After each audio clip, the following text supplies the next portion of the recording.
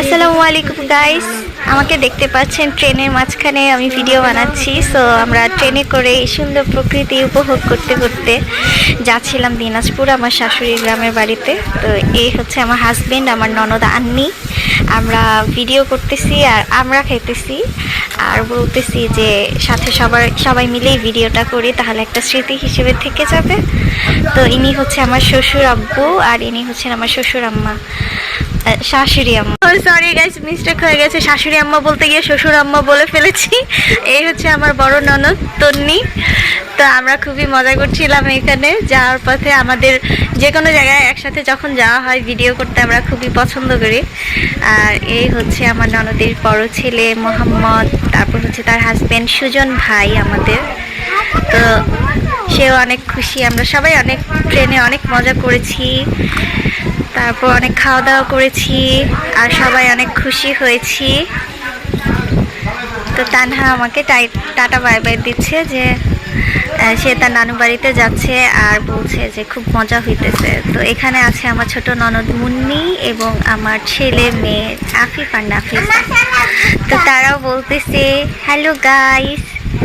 আর এই যে আমার হাজবেন্ড মানে স্বামী বলতেছে কি ভিডিও বানাচ্ছ, আমার ছেলে মেয়েকে দেখছো না কেন? আর আমরা এখানে আর একটু ভিডিও করেছি, তারপর টিকটক ভিডিও বানাইছি আর অনেক কথা দুষ্টমি সাথেই ছিল। তো গাইস, আমাদের এই ট্রেন জার্নিটা খুবই মজার ছিল। আমার শাশুড়ি আমাদের সবার জন্য রাতে চিকেন বিরিয়ানি রান্না করেছিল, যেটা আমরা একটু পরপর খেয়েছি। আমরা খেয়েছি, শশা খেয়েছি। আর ট্রেনে এমন কোনো জিনিস নাই যে উঠছে আর আমরা খাইনি। সবাই খালি খাইছি আর জার্নি করছি আর মজা করছি আর ভিডিও বানাইছি। তো সবাই আমাদের জন্য দোয়া করবেন, আমাদের সবাই ফুল ফ্যামিলি যেন এভাবে সুন্দরভাবে সময়গুলো কাটাতে পারিস। আর হচ্ছে আমাদের ট্রেন যাত্রা খুবই মজার ছিল। আপনাদের জন্য আমি ভিডিও মেক করেছি আর আপনারা সবসময় আমার পাশে থাকবেন আর সাপোর্ট করবেন যেন আপনাদেরকে আরও সুন্দর সুন্দর নিউ ভিডিও সবসময় দিতে পারি। তো আজকে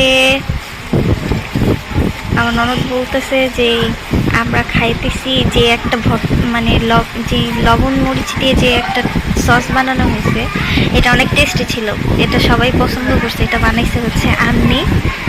তো এটা দিয়ে আমরা খাইতেছিল আর বলতেছিল এটা অনেক মজা হয়েছে।